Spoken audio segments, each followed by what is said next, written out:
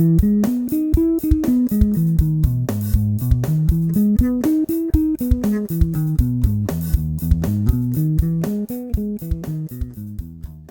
up, guys? Josh Fossgreen here with some bass in your face. Today we are engaging in another beastly exercise. Last year I put on an exercise called the Beast Scale Exercise, and it's an exercise in which you pick a scale to work on, start on the lowest possible note of that scale, regardless of whether it's the root or not, and then work your way systematically all the way up the neck and all the way back down, so you're playing every possible note of the scale in every possible position. It's a really killer exercise, and a lot of people really dug it, and thank you all of you who watched that video.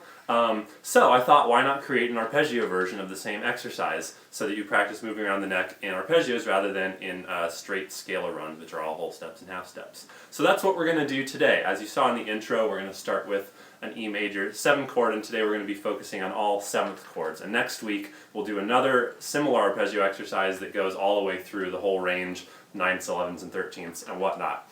But first, before we get into this, I just want to tell you briefly that as this video has come out, today is also the launch of my new little ebook, Beastly Scales and Arpeggios, which goes through this exercise, next week's exercise, and the Beast Scale exercise from last year.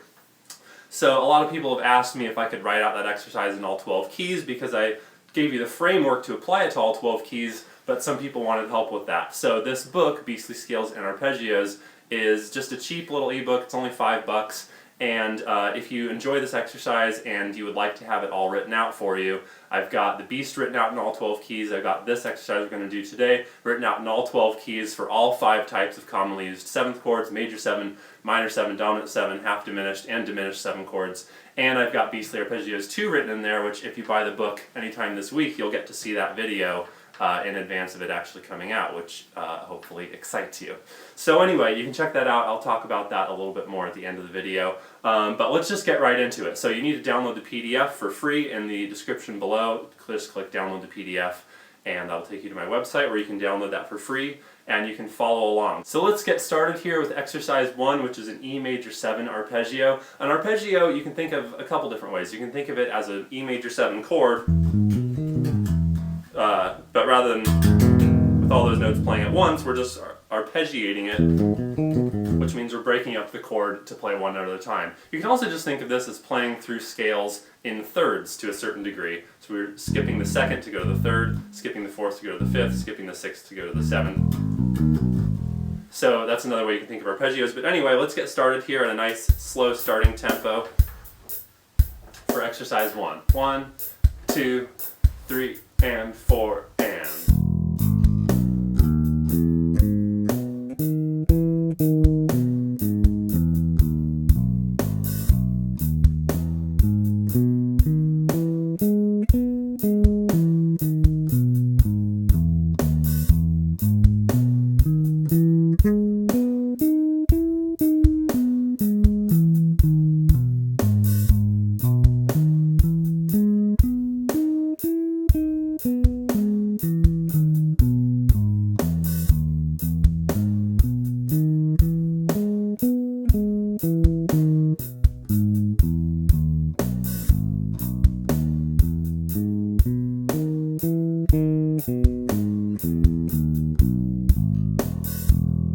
Okay, so let me break down this exercise a little bit more now that you've played through it once. So basically what we're doing here is we're playing up the arpeggio in a systematic fingering system where we're playing 2 notes per string as we go up. So 2 notes, 2 notes, 2 notes, 2 notes. Now that we've finished doing that, 2, 2, 2, 2, we're going to slide up 1 arpeggio tone, which in this case is from the major 7th up to the octave. And then we're going to come back down the same way. 2 notes, next string, 2 notes. Then same thing, up a arpeggio tone, or chord tone you can call it also. Then we're on the 5th from the 3rd. 5, 7, 1, 3, 5, 7, 1, 3. Now up another one from the 3rd up to the 5th. So every time you're just shifting up from one tone of the arpeggio to another. So it's really the same 4 notes over and over. E, G sharp, B, D sharp, and then E, D sharp, B, G sharp. So it's really just 4 notes up and down because the 7th chord arpeggio is just a root, 3rd, 5th, and a 7th. So a couple things I want to point out before we do the faster tempo version and then move on to the other keys we're going to try today. One thing is you'll notice that once you play the notes on the E and A string, that the next 4 notes you play on the D and G strings are the same notes in the same shape relative to each other that you played on the E and A strings, just an octave higher. So here we've got open 4, 2, 6, and here we've got 2, 6, 4, 8. So all the same stuff, just up 2 strings and up 2 frets, which is an octave shape. The other thing I want to point out is something I call the flip, which is once you get to the top of that exercise, you can't go up another one because you'll run out of frets on that G sharp. So you flip the exercise there and play the same position you just played the other direction, and then start descending. And that way you play everything the opposite direction that you played it as you're coming up the neck, so it effectively doubles the amount of practice you're doing there. Okay, so let's try E major 7 again at 90 BPM this time, a little bit faster. 1, 2, 3, and 4, and...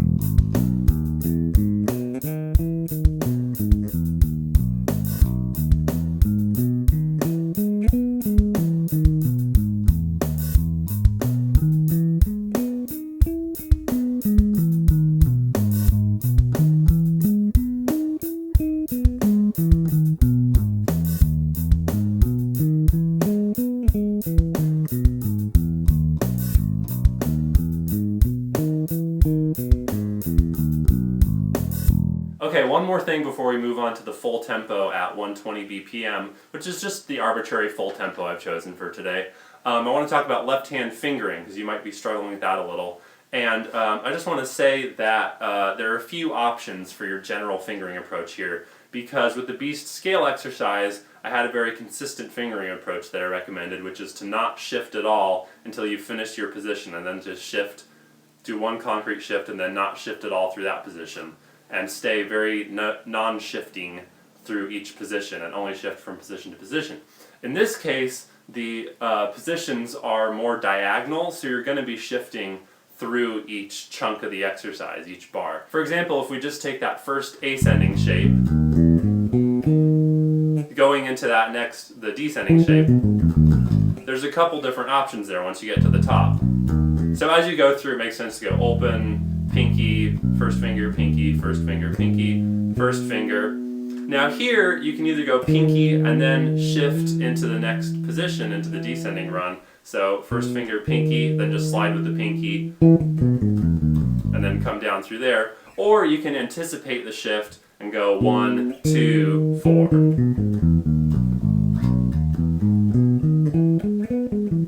So there will be places where you can either wait until the end of the ascending or descending run to do the shift, or you can kind of do it in anticipation of what you're going to do next. I'll leave that to your judgment, since this is an advanced scale exercise, so if you're a total beginner, this is probably a little bit too complex for what you want to start with. It'd be better to start with my basic scale videos or something like that. But for those of you who are ready, let's move on. E major 7 arpeggios again at 120 BPM.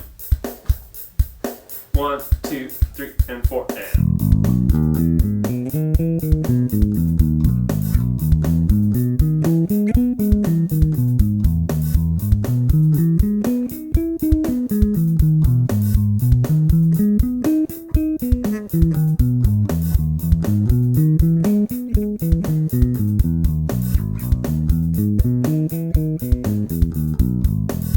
Let's move right along to E minor 7, since I've done most of the explaining I need to do for this exercise. So we're going to do the same thing, start at 60 BPM, then go to 90, then go to 120.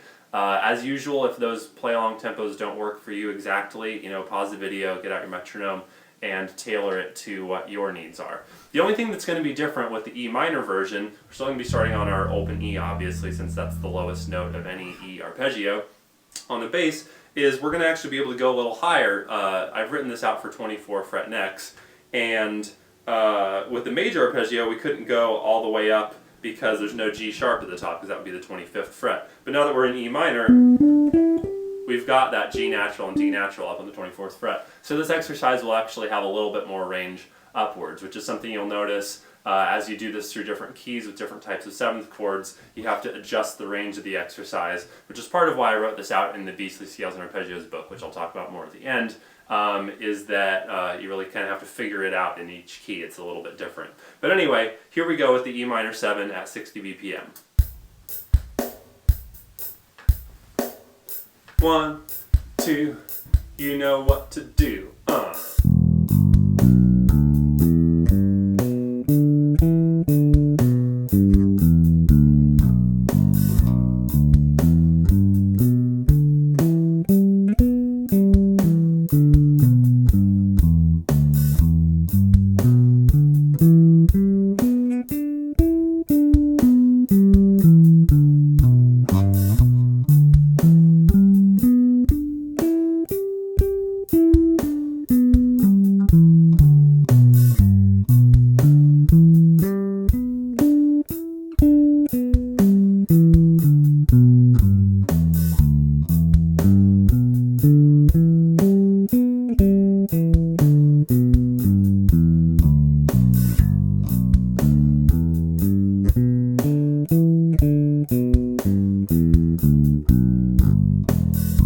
Here we go at 90 BPM, a little bit faster. 1, 2, 3, 4, and.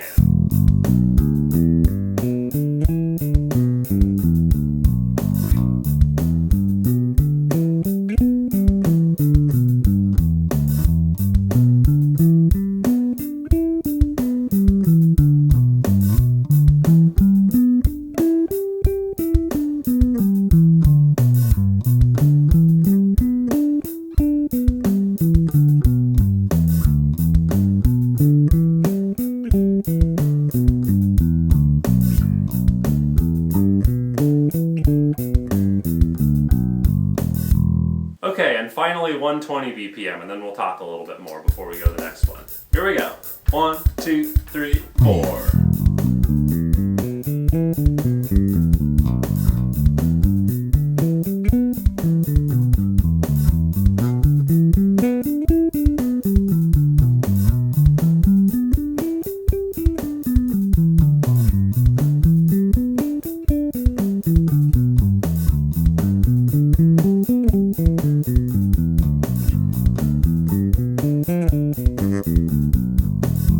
Okay, so now we're done with E major 7 and E minor 7. We're going to do one more 7th chord arpeggio for the day, but first I just want to talk about how to apply this to different keys and different 7th chords on your own if you want to figure all that out yourself. Basically, the formula, like I said before, is to just play 2 chord tones per string. So it's always 2, 2, 2, 2 across the neck, and then up 1 chord tone, and then back down 2, 2, 2, 2. And that gets you all the way up the neck, and then you do the flip where whatever the last position you played, whether it was ascending or descending, play it the opposite direction, and then start moving down 1 scale tone at a time. So you play the position, slide down, sorry, chord tone, not scale tone. Move down 1 chord tone, play up, move down a chord tone, play down, move down a chord tone, play up, etc. It's very formulaic and systematic, so it's easy. The reason I did it that way is that it's easy to apply to different keys without having to figure out a whole new exercise every time. So in the interest of you seeing how that actually works, we're going to try a very dissimilar key to the ones we just did, and we're going to do a B flat dominant 7 arpeggio, which comes from the Mixolydian scale. If you take just the root, 3rd, 5th, and 7th of a Mixolydian scale, that gives you the dominant 7 chord, which is your classic blues chord. So what's interesting about starting in the key of B flat is that the lowest note of a B flat dominant 7 arpeggio is an F, which is the 5th. So whereas with the E arpeggios we started on an E, since that's the lowest note on the bass and the lowest note on the bass that's in an E arpeggio, obviously, we started on the root in those cases. Here we're going to be starting on the 5th, since that's the lowest note of the arpeggio. And since this is a beastly arpeggio exercise, we're taking the cue from the beast scale exercise and not always starting or ending on roots, because we want to get our knowledge of the neck fluid and not dependent on always starting or ending on a root, because music just doesn't always start and end on roots, fellas. So, so let's just give this B flat dominant 7 arpeggio a try. So it's going to be the same formula as the others, we're just starting on the 5th, so the shapes are going to be a little bit different. And as a result of not starting on the root, it's going to sound a little funny, and you might lose track of the fact that it's actually a B flat arpeggio with your ear. So what you can do when you're practicing on your own is set up some kind of drone where you're hearing B flat, whether you like hold it on a synthesizer, or if you have a sound hold pedal where you can play a note and have it hold the tone as long as the pedals kick forward, or you can set yourself up a loop of just a B flat strum or something, and that way you can keep your ear hearing all the notes in relation to B flat, which is the root of this arpeggio. Or you can just kind of go with it and do it as an exercise for your fingers more than for your ear. Either way, it's a good way to practice it. So we're going to do the same thing here, 60 BPM, then 90, then 120. So here we go at 60 with the B flat dominant 7 arpeggio.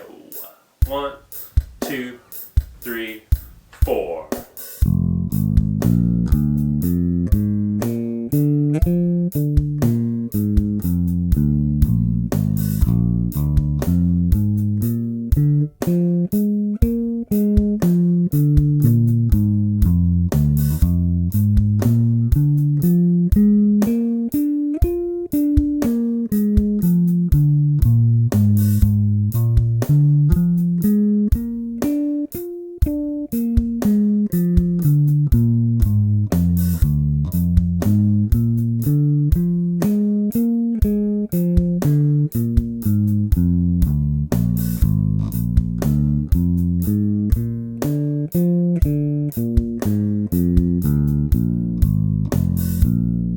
I'll just say a quick thing before we move on to the 90 BPM here. This key in particular has a couple possible big stretches like that. That B flat to D is a pretty big stretch.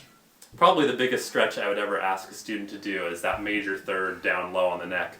If your hands are too small to accommodate it, which some people's hands actually are, although many people can stretch further than they think with a little practice. You might be one of those people. But anyway, if you can't actually play those two notes without shifting, just, let your hand move back and forth a little bit. It's not a big deal. Whatever works for your hands is what works for your hands. So here we go, 90 BPM. Same thing, B flat dominant 7. 3, 4.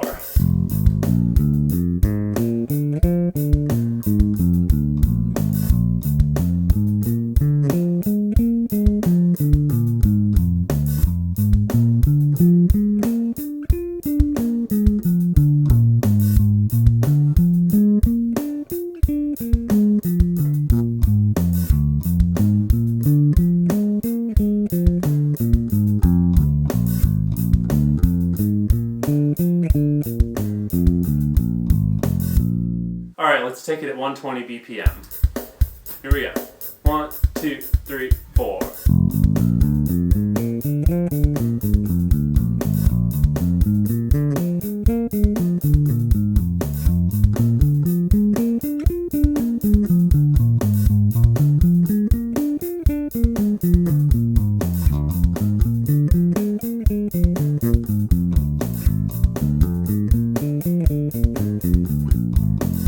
Okay, congratulations, you worked your way through 3 different 7th chord arpeggios at a pretty respectable speed.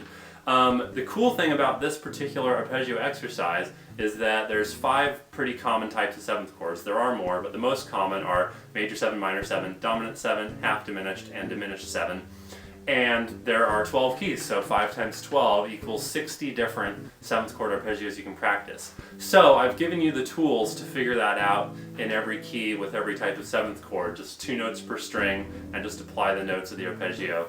If you would like it all written out for you, which will make it a lot easier, especially since you need to consider where you're going to end and flip the arpeggios and stuff, depending on what key you're in, definitely check out Beastly Scales and Arpeggios. It's only $5, and it's got this exercise written out in full, all 60 arpeggios with 7th chords. It's also got Beastly Arpeggios 2, which will be coming out next week, although you can see it early if you buy the book now, which goes through full range arpeggios, including 9ths, 11ths, and 13ths, moving all up and down the neck just like this. And it's got the Beast Scale exercise from last year written out in all 12 keys. So it's a pretty cool little reference to have if you're digging these beastly exercises and you would like to just have it all written out for you so you can just give it a read through and not have to worry about making mistakes without having a teacher there to guide you or whatnot. So you can check that out at joshfossgreen.com/books. Like I said, it's only $5. And I'm really excited about putting it out for you guys. So I hope you dig it. I hope you dug this exercise. I hope it will help you to move around the neck playing arpeggios. I know it will if you put the time in. So thank you very much for watching, and I'll hit you guys again next week with Beastly Arpeggios 2. Until then, rock on.